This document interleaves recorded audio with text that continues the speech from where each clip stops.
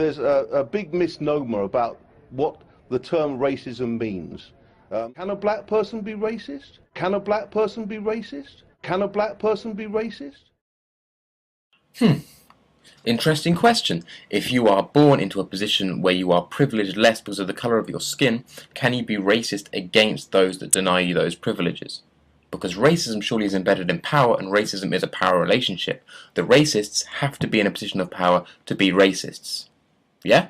So it's impossible for those that aren't in power to be racist towards those that are in power, because racism, by definition, has to have some sort of power status to reinforce it. If you have your cultural history, your ethnic identity founded upon colonialist expansion, upon the slave trade, etc., it's impossible for you to be racist because your identity is formed upon racist subtypes that have been pushed on you by the ruling classes.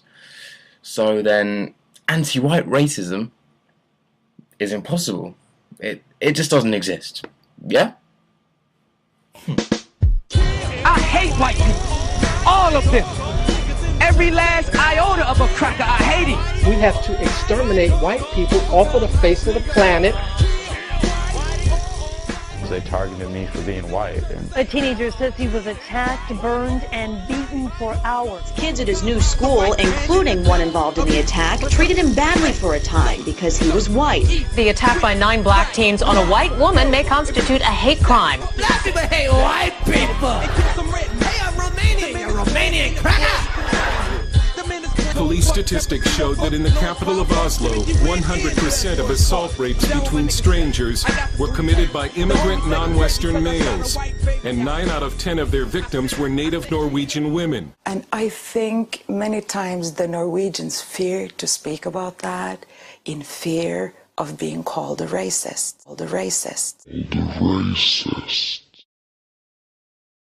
So black people can't be racist? It's about power. Prejudice plus power, and black people don't have the same power in the society as white people. Well, I guess you could say that whiteness, historically speaking, has been more of a status thing. For example, in Hispanic colonialist America, the Hispanics that didn't fit into the white phenotype were able to buy their whiteness through royalties to the regime. This was even regarded to be a royal certificate of whiteness.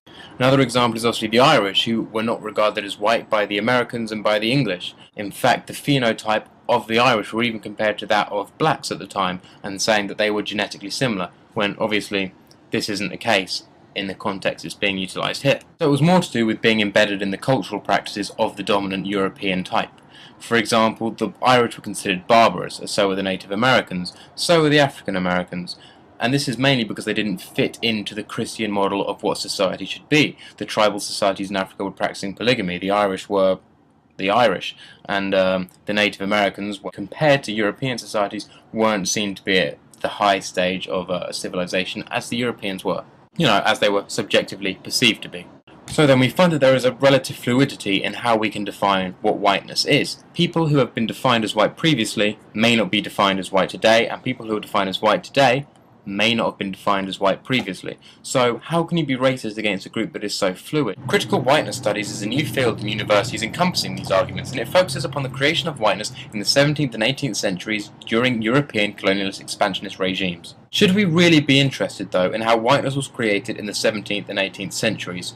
Surely that is absolutely irrelevant to how modern-day whites are being treated and how they perceive themselves.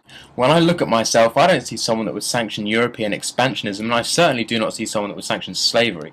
Nor do I perceive myself as better than someone else by virtue of the colour of my skin. However, I am still treated that way by critical whiteness studies merely for the fact that I describe myself and my phenotype as white. This is part of my European heritage, this is part of my tradition, and this is the name that my ancestors ascribed to me. If you want to play semantics, I'll call myself European. So what is racism towards Europeans? Is racism towards Europeans prevalent? Well, yeah, it is. And according to Liz Jones, this is absolutely justified. In relation to Diane Abbott, she wrote in the Daily Mail on the 7th of January that, quote, "The difference is that black and Asian people have every right to be racist towards us, given our past form," unquote. So what she's saying is that due to the crimes of my ancestors, I should be punished. How would Liz Jones feel about the great-grandchildren of a murderer also paying the price for the murder? Does that make sense? Is that logical? And is that in the name of justice? Of course it's not.